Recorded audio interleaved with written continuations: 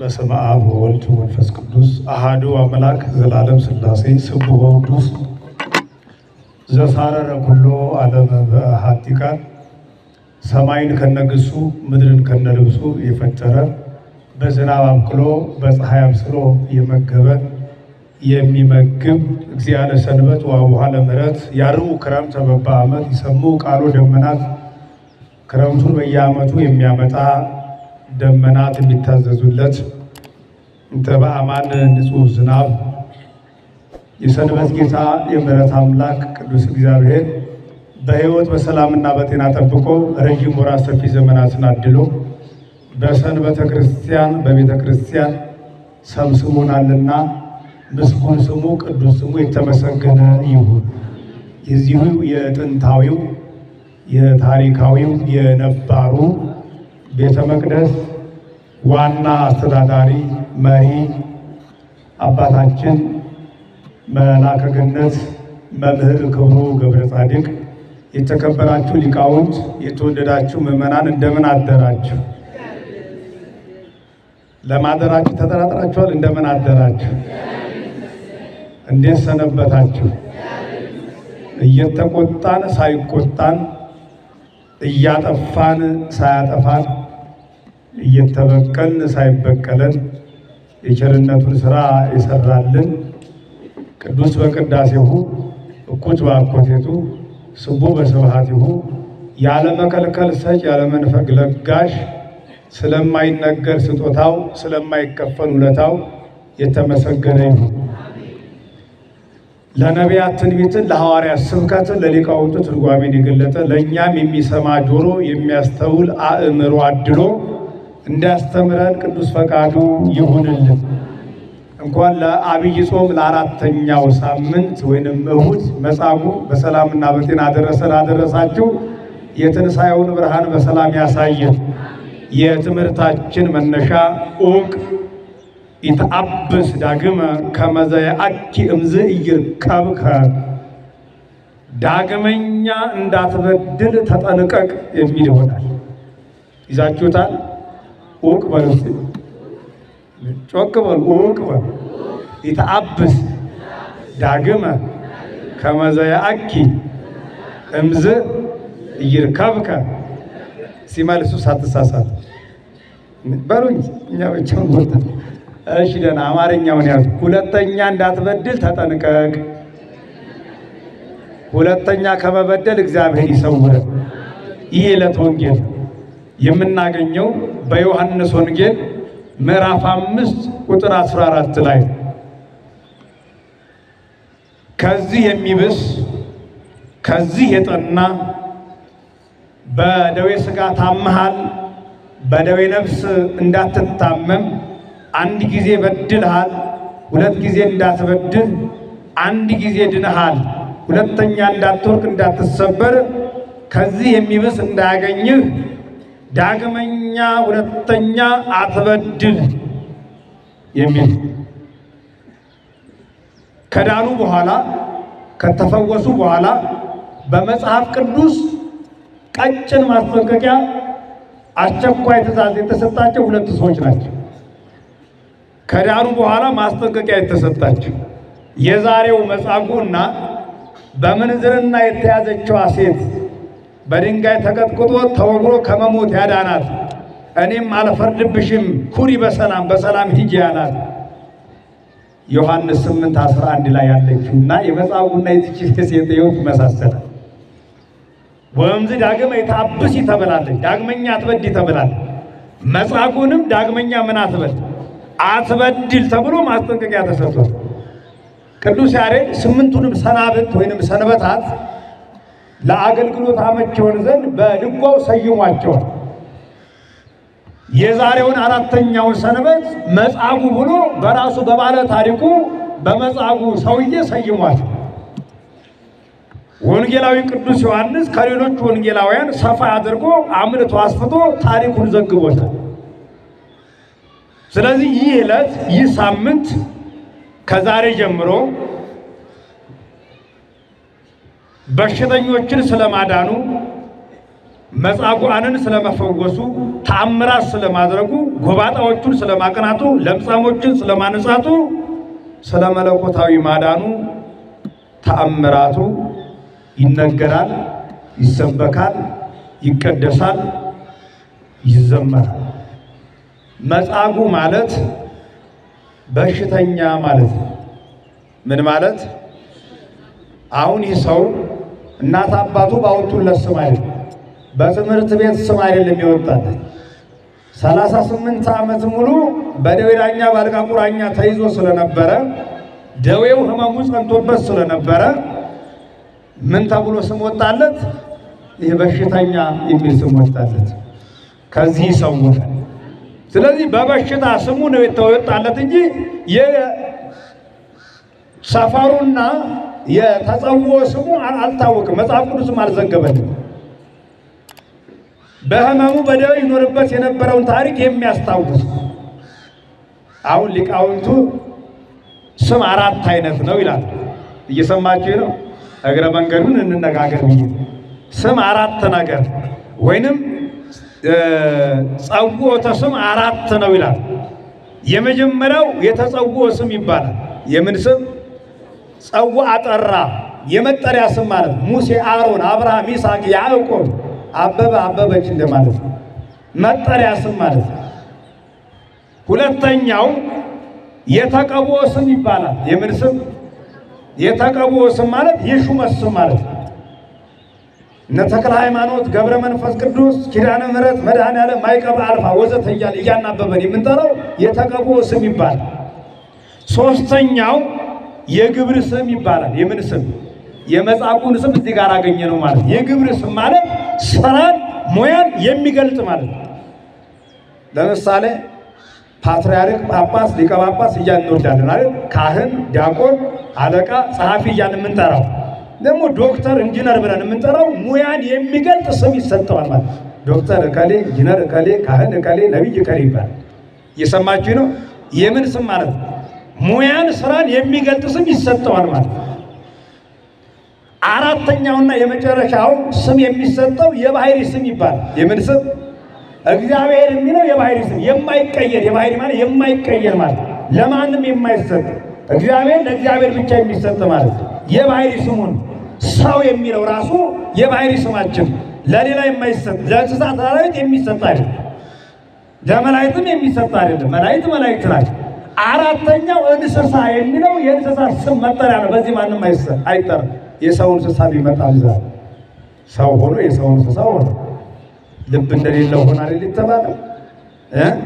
ስለዚህ ስም በእንደ አይነት ሁኔታ ይወጣል፣ ይሰየማል። ከአራቱ ስሞች ጸውዖተ ስሞች ሶስተኛው ላይ የምናገኘው የግብር ስም ነው። የምን ስም? ስለዚህ የግብር ስሙ መጻጉዕ ተብሎ ተጠርቷል ማለት ነው። ምዕራፍ 5 ቁጥር 1 ላይ ወቦ ውስተ ኢየሩሳሌም ምጥማቃት ዘጵሩጳጥቄ ቅልብትራ፣ በኢየሩሳሌም መጠመቂያ ነበረችልና ታሪኩን ይጀምራል። ምን ነበረ? ምን ነበረ? ቤተ ክርስቲያን ካለ ምን መኖር አለበት? መጠመቂያ። መጠመቂያ ነበረች። ዘጵሩጳጥቄ ማለት ዘፈውስ፣ ዘመስዋዕት፣ ዘጉባኤ፣ ዘአባግ ማለት የፈውስ ቦታ፣ የጉባኤ ቦታ፣ መስዋዕት የሚሰዋበት ቦታ ማለት የአባግ የምእመናን ቦታ ማለት። ቅርንብትራ ማለት ወይብልዋ ስማ በዕብራይስጥ ቤተ ሳይዳ ዘውእቱ ቤተ ሳይዳ ይለዋል። ቅርንብትራ ያለው ወደ ዕብራይስጥ ቋንቋ ሲገለበጥ ቤተ ሳይዳ ማለት ነው። ቤተ ሳይዳ ደግሞ ወደ ግዕዛችን ወደ ሀገራችን ስናመጣው ደግሞ ቤተ ሳይል ማለት ነው። ቤተ ፈውስ ማለት ነው። የፈውስ ቦታ፣ የይቅርታ ቦታ፣ የምሕረት ቦታ፣ የታመሙ ጤና የሚያገኙበት ቦታ ማለት ነው። ገብቷችኋል? ጵሩጳጥቄና ቅርንብትራ ማለት ትርጉሙ ይሄ። ይህንን ካልን ቤተ ሳይል ማለት በራሱ ደግሞ ሊቃውንቱ አሁንም ሲተረጉም ወይእቲ ቀላየ አባግ ይላል። ቀላየ አባግ፣ አጸደ አባግ፣ አዘክተ አባግ፣ ምጥማቀ አባግ፣ ምህማሰ አባግ ትባላል። የበጎች ስፍራ፣ በጎች የሚዋኙበት ምእመናን የሚጠመቁበት ቦታ ማለት ነው። ገብቷቸዋል? በጎች ምን የሚሉበት የሚዋኙበት ምእመናን የሚጠመቁበት ማለት ነው። ወባቲ አምስቱ ህዋራት በዚች ቤተሳይዳ በተባለችው ቅልብትራ ፕሮጳጥቄ በተባለችው ቤተሳይድ በዚች በጸበል ስፍራ ላይ ወባቲ አምስቱ ህዋራት 5 እርከን ወይንም ደረጃ መወጣጫ ነበራት። ስንት እርከን? ስንት መወጣጫ ማለት ነው። ልክ እንደዚህ የደከመው ሰው ያንን እያዘ ቀስ ብሎ ይወጣል። በደረጃ ነው የተሰራው። ስንት ነው አልኳቸው? ምስጢር አለው፣ ዝም ብሎ አልተጻፈም። ወባቲ አምስቱ ህዋራት 5 እርከን 5 ደረጃዎች ነበሯት። በዚች ቦታ ላይ 5 የተለያየ ህመም በሽታ ያለባቸው ሰዎች ይተኙ ነበረ። እንደውም እንዲህ ይለዋል፣ ወህየ ይሰክቡ ብዙሃን ድውያን፣ ብዙ ድውያን ይተኛሉ። ድውያን የሚለውን ይተረትረዋል። እውራን፣ የታወሩ፣ አንካሳን፣ መንቀሳቀስ መሄድ መራመድ የተሳናቸው፣ ወይቡሳን፣ የሰለሉ፣ ወጽውሳን፣ ልምሾ የሆኑ፣ ወጽቡሳን፣ የተድበለበሉ እነዚህ ሁሉ ቤት ይተኙ ነበር። ንገሩት፣ በጸበሉ ቦታ ላይ ይተኙ። እንደውም እንዲህ ይላል፣ ወይጸኑ ሁከተማይ፣ የውሃውን መነዋወጥ ይጠብቁ ነበረ። ምኑን? በሳምንት አንድ ቀን ቅዳሜ ውሃው ይነዋወጥ ነበር። ይህንን ማለት ነው፣ ይጠብቁ ነበረ። እስመ መልአከ እግዚአብሔር በጊዜ ይወርድ ውስተ ምጥማቃት ይታወክ ማይ፣ መልአኩ ከሰማይ ወደ ምድር ወደ ጸበሉ ስፍራ በወረደ ጊዜ ውሃው ይነዋወጥ ነበረ። ምን ይል ነበር?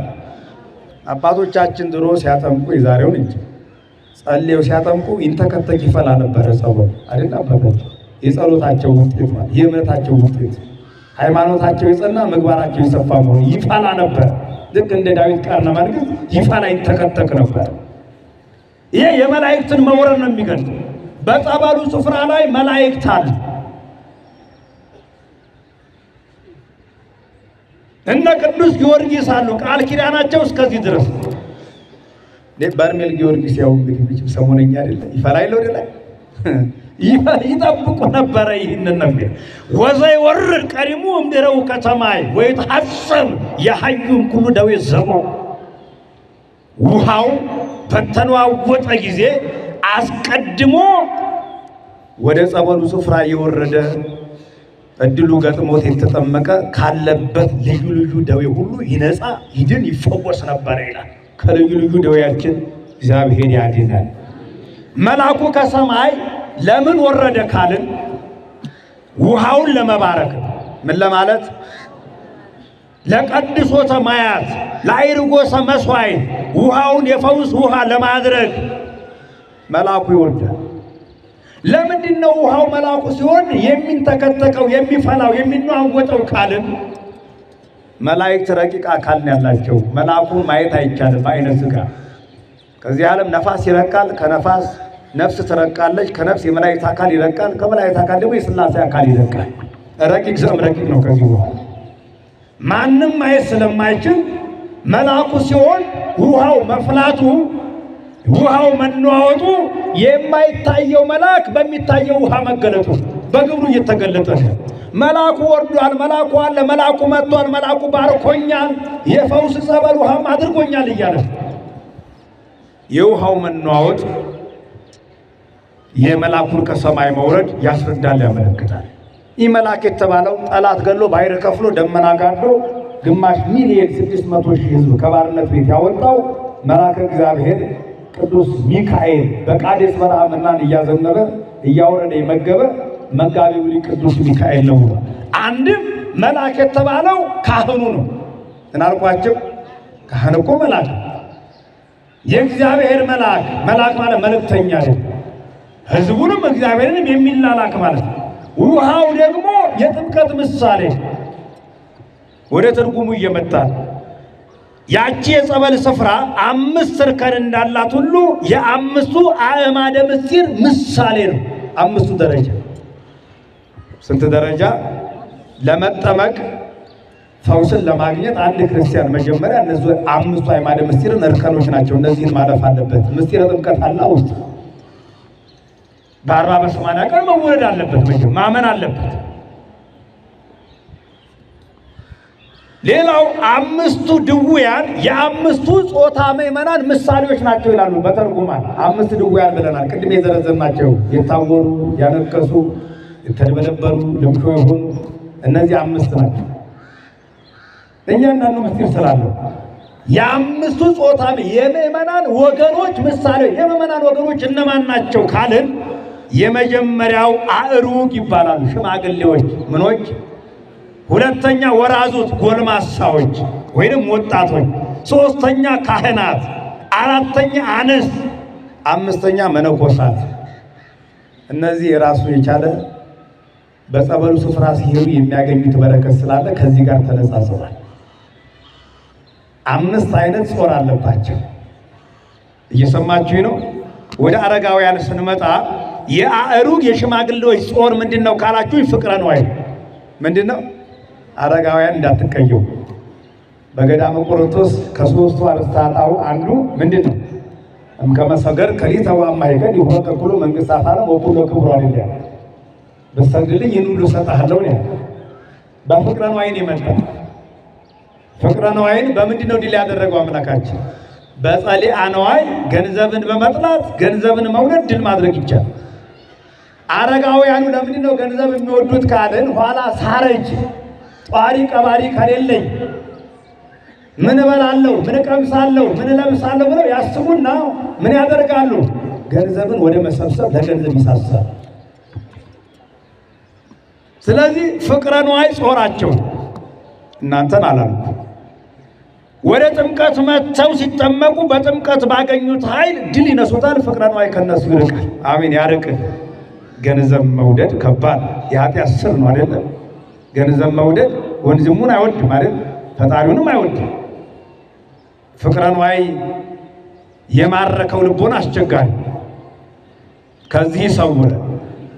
ከጊዜያችን አንጻር ሁለተኛው ጾታ ምእመናን የተባሉት ወራዙት ናቸው። ጎልማሶች፣ ወጣቶች፣ ዘመነ እሳት የሚደረስበት በክንድ በጉልበት የሚተማመንበት ምን ታመጣለህ የሚባልበት ውድቀቱ ፈተናው የሚበረታበት ዘመነ ነፋስን አልፎ ዘመነ እሳት ላይ የሚደርስበት ገና ወደ ዘመነ ማይ የሚሸጋገርበት ወቅት። እነዚህን ደግሞ ምን ያጠቃቸዋል ካልን ዝሙት ከዚህ ይሰውራል። ስለዚህ ከዚህ ከዝሙት ጠንቅ ለመዳን ወጣቱ ወደ ጸበሉ መጥቶ ሲጠመቅ በጥምቀት ባገኘው ኃይል ከእንዲህ አይነት መንፈስ ይፈወሳል።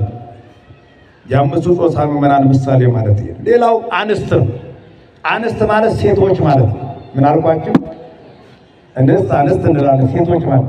የሴቶች ጾር ደግሞ ምንድነው ካላችሁኝ መንፈሰ ትውዝፍት የሚባል የምንዝርና ጌጥ መኳኳል፣ እግዚአብሔር ከሰጣት ውበት ቁመት የበለጠ መራቀቅ፣ ካላማርኩ በግድ ሰውን ካልጠለፉ ሰውን ካላሳሳቱ እርቃኗን ሆና መውጣት። እንስሳት ጅራት አላቸው። ሰው ዛሬ ለነውሩ ለኃጢአቱ ጅራት ያጣበት ነው። ይሄ ነው መንፈሰ ትውዝፍት። ያቺ 7 አጋንንት ያወጣላት ማርያም መግደላዊት ታስታወሳችሁ? አንዱ ጋኔን 7 መንፈስ ሆኖ ሲያሰቃያት ነበር። አንደኛው መንፈሰ ትውዝፍት ነው፣ የምንዝርና ጌጥ። እግዚአብሔር ከፈጠረው በላይ ሌላ ውበት ማምጣት ይቻላል? ቀለሙም ከሆነ ይለቃል፣ ቅባቱም ይረግፋል። አረ እንደ መልክስ ዛሬ ሊረግፍ ሳራ ላይ ሊቆልግ አፈር አይደል አፈር ይሆን። ስለዚህ ከዚህ መንፈስ ለመውጣት ስንጠመቅ በጥምቀት ባገኘነው ኃይል ድል እንነሳበታለን። አራተኛው ካህናት ምን አልኳቸው? የካህናት ጾራቸው ፈተናቸው ምንድነው ካልን ትዕቢት። በቆሮንቶስ ሁለተኛው ፈተና በትዕቢት ሲመጣበት በምንድነው ድል ያደረገው? በትህትና። ትህትናን ገንዘብ እንድናደርግ እግዚአብሔር ይርዳል። አይምሯችን ረቂቅ ማይረጋችን ምጡቅ ከኛ በላይ ማን አለ እያሉ እንዳይታበዩ ሲጠመቁና ሲያጠምቁ በጸበሉ ባገኙት ኃይል ይህንንም ድል ያደርጉታል። ድል ያደርግል። አምስተኛውና የመጨረሻው ጾታ ምዕመናን ከተባሉት መነኮሳት ናቸው። ምን አልኳቸው? የዛሬ ሰው ድንጋይ ተንተርሰው ይህ ዓለም በቃኝ ብለው እንደነ ማርቆስ ዘቶርማቅ እንደነ ዮሐንስ ወንጌሉ ዘወርቅ በየገዳማት ያሉ እነሱን አይደል በሰባቱ ጊዜያት በ12ቱ ጊዜያት በ24ቱ ጊዜያት እግዚአብሔርን የሚማጸኑ አሉ። በከተማ የሚኖሩ ሕይወቱን መንገዱን ጎዳናውን የዘነጉት እነዚህን ምን ይጸናወታቸዋል ካልን ስስት በስስት ሲመጣበት በትዕግስት ድል አድርጎታል ዲያብሎስን አይደለ?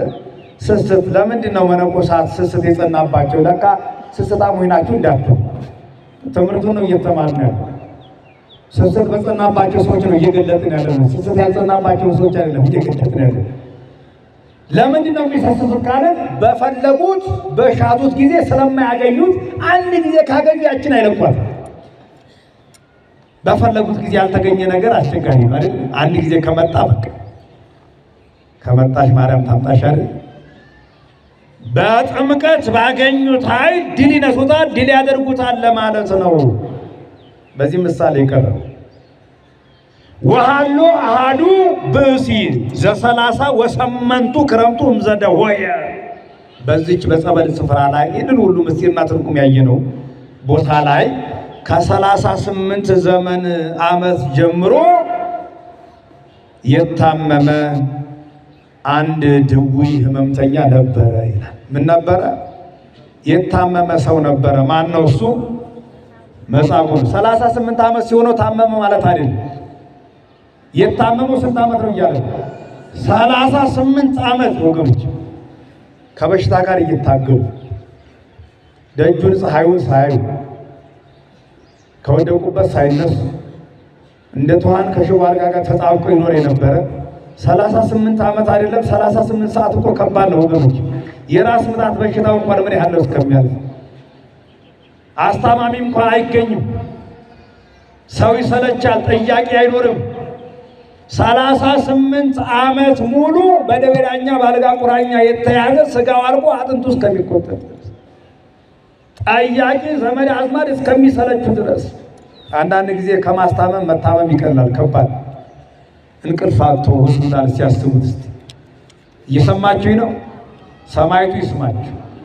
ስለዚህ 38 ዓመት ሙሉ የታመመ አንድ ሰው ነበረ ይልና ወኪያሁ ርእዮ እግዚእ ኢየሱስ ይሰክብ ውስተ አራቱ ጌታችን አምላካችን መድኃኒታችን ኢየሱስ ክርስቶስ በደዌ እንደተያዘ አውቆ ህመሙ እንደጸናበት አውቆ አእመረ ውስተ ደዌሁ ነው።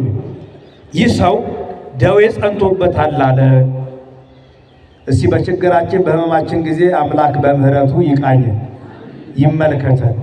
እንዲህ አለው መጻጉዕ ወይቤሎ እግዚእ ኢየሱስ ተፈቅድኑ ትሕየዋል። አንተ ሰው ልትድን ትወዳለህን ብሎ ጠየቀው። ምን አለው? ልትድን ትወዳለህን ብሎ ጠየቀው። ዋውሳ ውእቱ ድውይ ወይቤሎ እወ እግዚኦ፣ አቤቱ አዎን እወዳለሁ አለው። ለምንድን ነው ልትድን ትወዳለህ ያለው? ለምን እንዲሁ ዝም ብሎ አልፈወሰውም ካልን እግዚአብሔር በግድ አይፈውስም። በግድ ያለ የፈቃድ አምላክ መዳን የፈለግ መፈወስ የፈለግ ሕይወትን ማግኘት የፈለግ ና ነው የሚለው። አቅረብኩ ለከ እሳተ ወማየ በግድ በልምጭ በጅራፍ እየገረፈ ካልቆረብክ ንስሐ ካልገባ ካልጾምክ ትሰቀላለህ፣ ትገረፋለህ አይልም እግዚአብሔር። መንገዱ ያሳየኛል፣ ያስተምራል። አስፈቅዶ ነው የሚያክመው፣ የሚያድነው፣ የሚፈውሰው። ወበከመ ይደሉ ወይበቆ እንደ ሃይማኖታችን ጽናት እንደ ምግባራችን ስፋት ልትድን ትወዳለህ። ለምንድን ነው መጻጉዕ ልትድን ትወዳለህ ብሎ የጠየቀው ካልን መጻጉዕ የታመመው በክፋቱ በበደሉ በተንኮሉ 38 ዓመት ሙሉ መከራ ያየ የማቀቀው በክፋት። ለምንድን ነው የጠየቀው ካልን ሳያስፈቅደኝ እኔ አድነኝ ብዬ ሳልጠይቀው እንደ ዝም ብሎ መጣና አዳነኝ። እኔ ምን ላድርግ ታዲያ? ሰንበትን ሽሮ ቅዳሜን ሽሮ መጥቶ ነው ያዳነኝ የፈወሰኝ እንዳይል ልትድን ትወዳለህ ነው። እግዚአብሔር በማዳኑ በስራው እንከን የለውም። እየሰማችሁኝ ነው? እንከን የለውም። መሸከም መቻል በምንችለው ነገር መንገድ ሁሉ ነው እግዚአብሔር የሚመራ። የምንችለውን እድል ፋንታ ጽዋ ተርታ ነው እግዚአብሔር የሚሰጥ። በስጦታው መመረር መጸጸት የለም። ስለዚህ መዳን ፈውስ፣ ክርስቲያናዊ ሕይወት በግድ ሳይሆን በውድ ነው። እየሰማችሁ ነው? ፈቅደን ወደን የምናደርገው ሲሆን ነው ድህነቱ የፈውስ የሚሆነው። መጻጉዕ ፈወሰኝ ሳልለው ቅዳሜን ሽሮ ፈወሰኝ እንዳይል ልትድን ትወዳለህ ብሎ ሲጠይቀው ምንድን ነው መልሱ? አልብየ ሰብእ ከመ ሶበ ይትሐወክ ማይ ያውርደኒ ውስተ ምጥማቃት ወሶበ እመጽእ ባዕድ ይቀድመኒ ወሪደ። ውሃው በተናወጠ ጊዜ ወደ ጸበሉ አውርዶ ተሸክሞ ነጥቆ ወደ ጸበሉ የሚጥለኝ ሰው የለኝም አለ። ትክክል ነው መልሱ። ግን አነጋገሩ ጤነኛ አይደለም። ልትድን ትወዳለህ አለ። አዎ እወዳለሁ ካለ በኋላ እባክህ አድነኝ ፈውሰኝ ብሎ ማልቀስ ማንባት ሲገባው አቤቱታ ማቅረብ ጀመረ። የተንኮለኛ አነጋገር ሪፖርት ማቅረብ ጀመረ። ይህን ሁሉ ዓመት የማቀቁት እንዲህ ያልኩት ዘመዶቼ ቤተሰቦቼ ትተውኝ ሄደው ሰው አጥቻለሁ። አሁን ሰው ቢያጣ እስከዚህ ድረስ ይኖር ነበር። መጻጉዕን መውቀስ አይደለም ወገኖቼ። አሁን ይሄ ሁላችንም እግዚአብሔር እያለ መድኃኔዓለም እያለ ሰማይቱ እያለ ድንግል ማርያም እናታችን ቤተክርስቲያን ደስታችን እያለኝ ሰው የለኝም፣ ረዳት የለኝም፣ ጠያቂ የለኝም፣ ጧሪ ቀባሪ የለኝም፣ አሳዳጊ የለኝም እንላለን። እንጀራ ለማግኘት ስራ ለማግኘት ሰው የለኝም እንላለን። ሰውን ለማዳን ሰው የሆነው እግዚአብሔር እያለ ባሕርየ ሰብን ለማዳን በሥጋ ተገልጧል። በዚህ ምድር ላይ ሰውን ቢያጣ እግዚአብሔር ሰው ሆኗል። ሰውን ለማዳን ሰው የሆነው አምላክ ፊቱ እያለ ሰው የለኝም ብሎ አቤቱታ ማቅረብ። እያንዳንዳችን ህይወት ላይ ያለ ህይወት ምስጋናችን ላይ ጸሎታችን ላይ ጾማችን ላይ እንዲህ አይነት አቤቱታ እናቀርባለን። እንደውም የለህማ እግዚአብሔር ይላል። እግዚአብሔርም አለ። እግዚአብሔር ባይኖር ነፋሳት ይነፍሳሉ፣ ዝናማት ይዘንባሉ፣ ይመሻል፣ ይነጋል። እግዚአብሔር አለ። እኛ ግን ምናልባት አለን የለን የሚለውን ቆም ብለን ማሰቡ።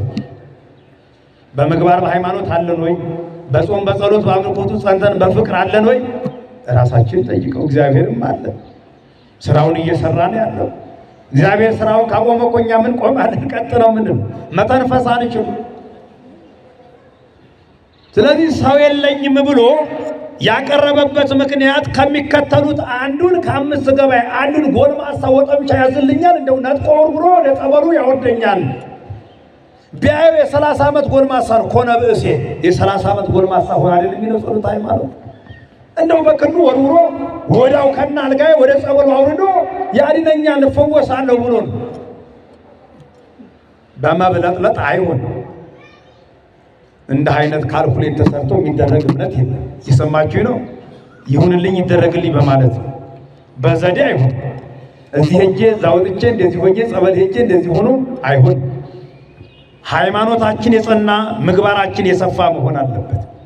ስለዚህ መጨረሻ ላይ ኢየሱስ ክርስቶስ ወይቤሎ እግዚእ ኢየሱስ ተንሥእ ወንሥእ ዓራተከ ወሁር፣ መጻጉዕ አልጋህን ተሸከምና ሂዳ። ምንን ተሸከምና? 38 ዓመት ሙሉ በበሽታ የደቀቀ ጀርባና ክንድና እጅ እንዴት ነው አልጋውን የተሸከመችው? አልጋውን መሸከም እንዴት ይችላል? ይችላል አይችልም? እግዚአብሔር እስቲ የጤናውን አልጋ ያሸክምን፣ የሰላሙን አልጋ ወይ መይጥሮቱ አይደለ የጤናውን አልጋ ይመልስልን። አልጋህን ተሸከምና ሂድ ማለቱ የመጀመሪያው እንግዲህ የአልጋውን ወሮታ መለሳ፣ የተሸከመችው አልጋውን ተሸከማት።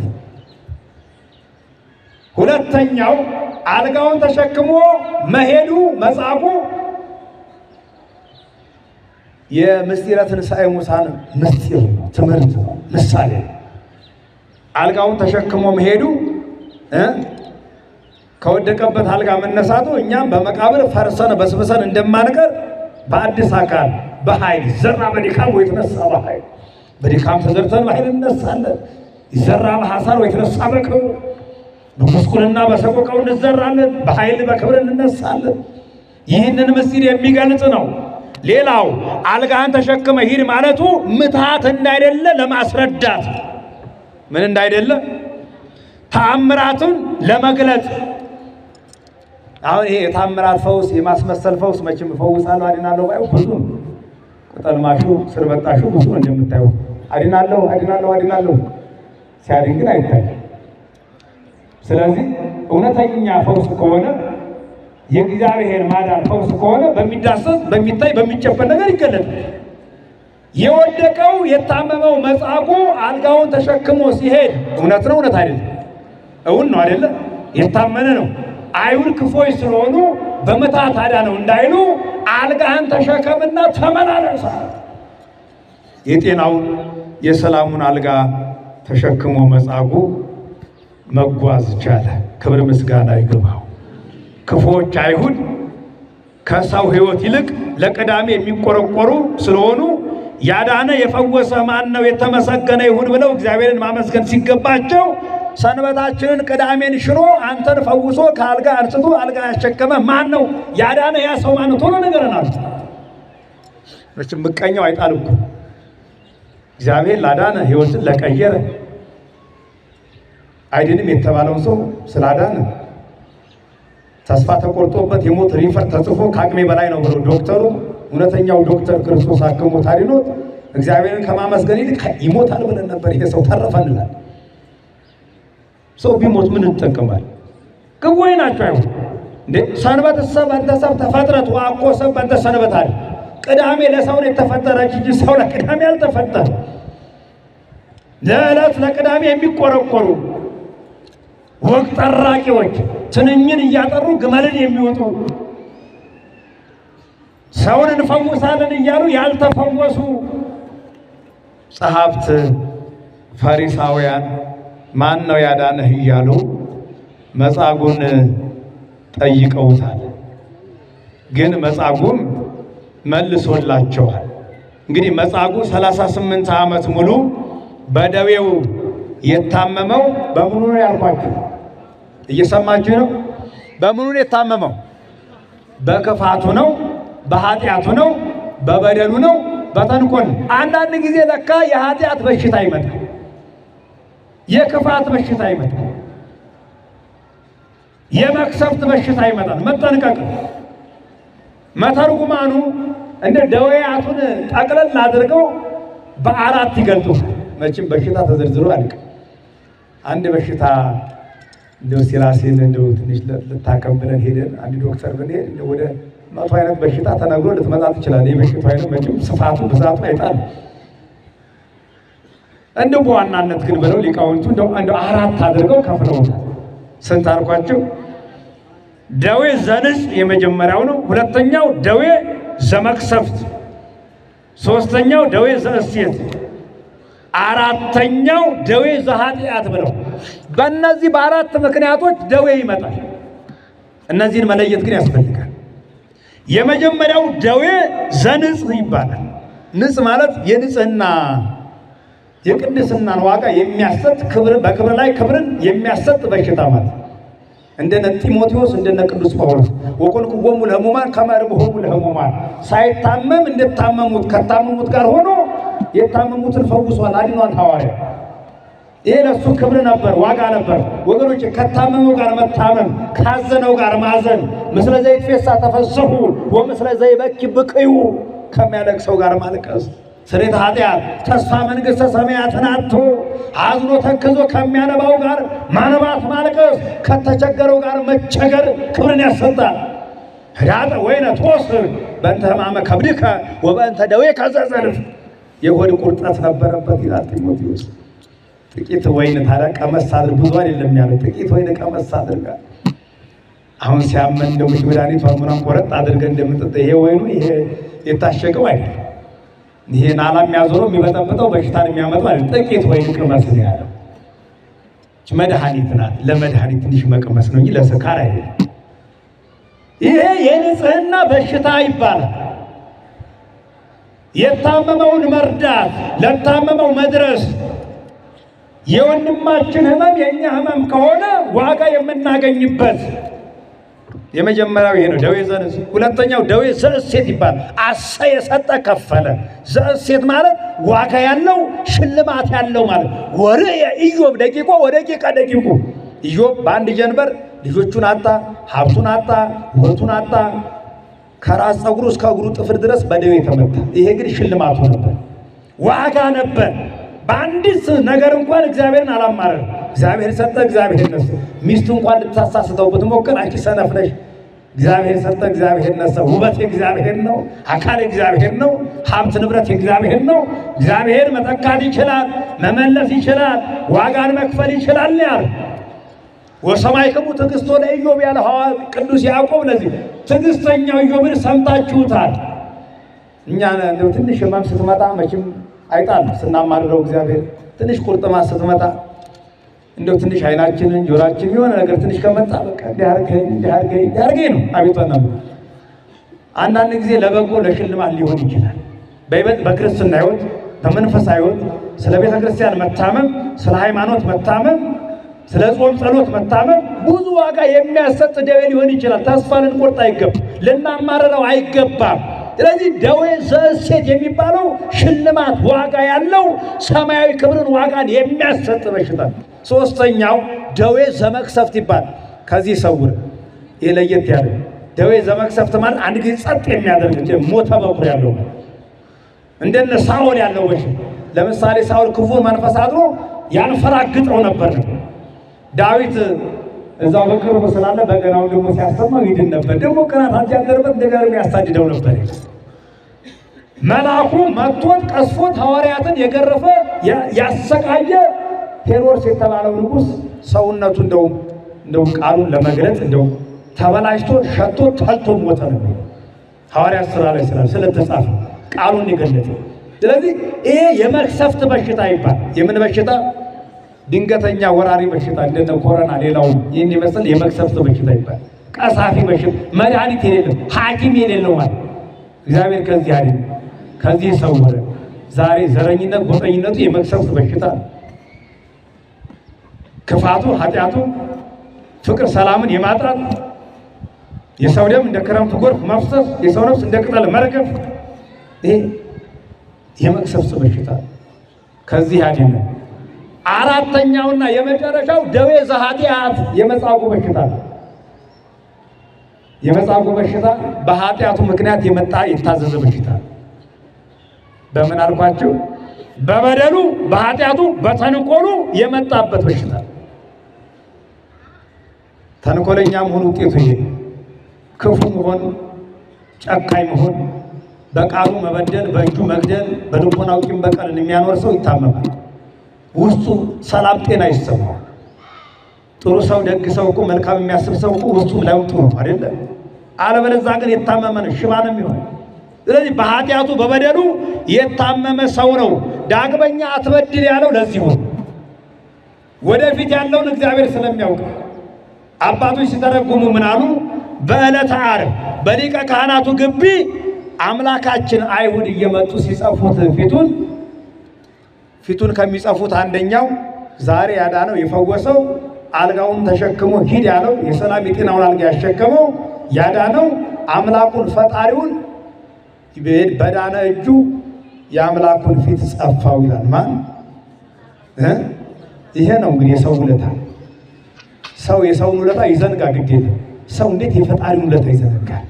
ሰው እንዴት የእግዚአብሔርን ውለታ ይዘነጋል? ሰው እንዴት የሰማዕቱ የጊዮርጊስን ውለታ እንዴት ይረሳል? እንዴት ይዘነጋል? የመስቀሉ የቀራንዮ ውለታ ይዘነጋል? የበላበትን እጅ የሚነክስ የበላበትን የሚገለብጥ ትውልድ ነው። በእጁን አመጣና በጥፊ መታው ይላል።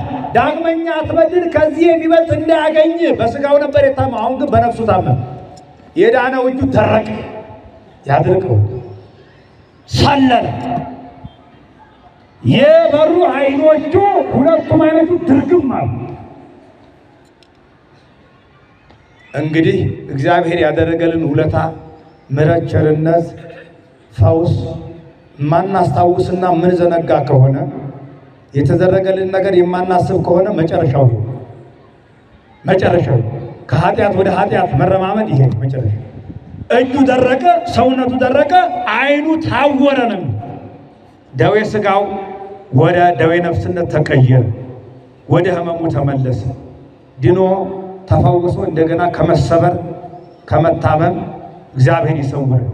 ዳግመኛ አትበዲ የተባለችዋም ሴት ዮሐንስ 8 ላይ ያለችው ሐሙስ ማታ 3 ሰዓት ላይ አይሁድ ኢየሱስ ክርስቶስን ለመስቀል ለመቸንከር ሲያፈላልጉ ቦታውን ሲያዩ ደቀ መዛሙርቱን የሚያስቀጽልባት በማኅተወ ጽጌ በፓናት ይላል ማንም የማያውቃት ቦታ ነው። ይቺ ሴት ታዲያ ሊሰቅሉ ሊቸነክሩት ሾተልና ጎራዴ ይዘው አይሁድ መጥተው ሲያፈላልጉ ይቺ ሴት አገኘው። ተመልከቱ፣ ያዳናት ዮሐንስ 8 ላይ ያለበት ከሳሾችሽ ወዴት አሉ ያላት፣ አንቺ ካልፈረች እኔም አልፈርድሽም ዋንሰ ይኩነኪ ሁሪቱ በሰላም ያላት፣ በሰላም ግቢ ያላት ሴት፣ ያዳናት ሴት፣ ከክስ ከሞት ከመከራ ያዳናት ሴት፣ ነፃ ያወጣት ሴት አሁን እዚህ ጋር ተገልብጣ ክፉ ሆና ጨካኝ ሆና ያዳናትን መድኃኔዓለም አምላኳን ለማሰቀል ለማስገደል ለማቸነከር ዳግመኛ አትበዲ ብሎኛል። በአፌ ብናገር ሊሰማኝ ይችላል። ስለዚህ በዓይኔ ጠቀስ አድርጌ ያለበትን ቦታ ልንገርና ላስይዘው አለች። የት ነው ያለው አሏት። በዓይኗ ጠቀስ አደረገችና ወደዚህ አካባቢ ነው አለች። አይሁድ ሄደው ኢየሱስ ክርስቶስን ያዙት ይላል። ዳግመኛ ምን አትበይ ተብላ ነበር? አልበደለችም፣ አልተሳሳተችም። ድንጋይ ሆና ቀረች። ድንጋይ ከመሆን ያለ ታዲያ ከዚህ በላይ በደል ከዚህ በላይ ደዌ ያለ ድንጋይ ሆና እስከ ዕለተ ምጽአት ድረስ ድንጋይ ሆና ትኖራለች። እንጠቅልለው ወገኖች፣ ዛሬ ዓለም መጻጉዕ ሆና፣ ዛሬ ህይወታችን መጻጉዕ ሆና፣ አኗኗራችን ኑሯችን መጻጉዕ ሆና፣ ዛሬ ከጤናው ይልቅ በሽታው በዛ። ይፈልጠኛል፣ ይቆርጠኛል፣ ያመኛል የሚለው ብዙ ነው። መኖሪያው ሆስፒታል ሆነ፣ መኖሪያው ጸበል ቤት ሆነ፣ ምግቡ የፈረንጅ ቆሎ ኪኒን ሆነ። ኧረ እንመለስ። እግዚአብሔር ተጣልቶ ይሆን? ከእግዚአብሔር ጋር እንታረቁ ወገኖች። ካወቅንበት ጊዜው ወቅቱ የፈውስ ወቅት ነው፣ የምሕረት ወቅት ነው። የበረከት የፈውስ የማዳን ክንዱን ይዘርጋልን። ከህመም ከደዌ ሁሉ ይፈውሰን። ሀገራችንን ደህና ያደርግልን። መቀደስ ማስቀደስ፣ መማር ማስተማር፣ ወጥቶ መግባት፣ ወልዶ ማሳደግ፣ ነግዶ ማትረፍ፣ ዘርቶ መሰብሰብ የሚቻለው ሰላም ሲኖር፣ ጤና ሲኖር። ትልቁ ሀብት ለካ ጤና ነው ወገኖች። ሰው ጤናው ከተሟላለት እግዚአብሔርን ተመስገን እያለ መኖር ነው ያለበት፣ ማማረር የለበት። እየሰማችሁ ነው? ሁሉ ነገር እያላቸው ጤናን ያጡ ሰዎች አያሳዝኑ? መኪናው እያለ እግር ከሌለ፣ የወርቅ ሰዓቱ ተንጠልጥሎ እጅ ከሌለ፣ የወርቅ ሀብል እያለ ማሰሪያው አንገት ከሌለ፣ የወርቅ ጉትቻ እያለ ጆሮ ከሌለ፣ የወርቅ መነጽር እያለ አይን ከሌለ የት ላይ ነው የሚደረገው? ኧረ ዋናው ጤና ነው፣ ዋናው ጤና ነው። ትልቁ ሀብታም ቱጃር የሚባለው ጤና ያለው ሰው፣ ጤና ያለው ሰው። እኛ ግን ተመስገን አናውቅም። ስለዚህ ባለን ነገር እግዚአብሔርን ተመስገን እያልን እያመሰገነው ልንኖር ይገባል። በዓለማችን በሀገራችን በሕዝባችን ላይ ያለውን መከራ፣ ስቃይ፣ ሐዘን፣ ሰቆቃ ሁሉ ያስወግድልን። ወደ ቀደመ ሰላማችን፣ ክብራችን፣ አንድነታችን ይመልሰን። ከሰንበት ረድኤት በረከቱን ያድለን። የሥላሴ ቸርነት፣ የድንግል ማርያም አማላጅነት፣ የቅዱስ ጊዮርጊስ ተራዳኢነት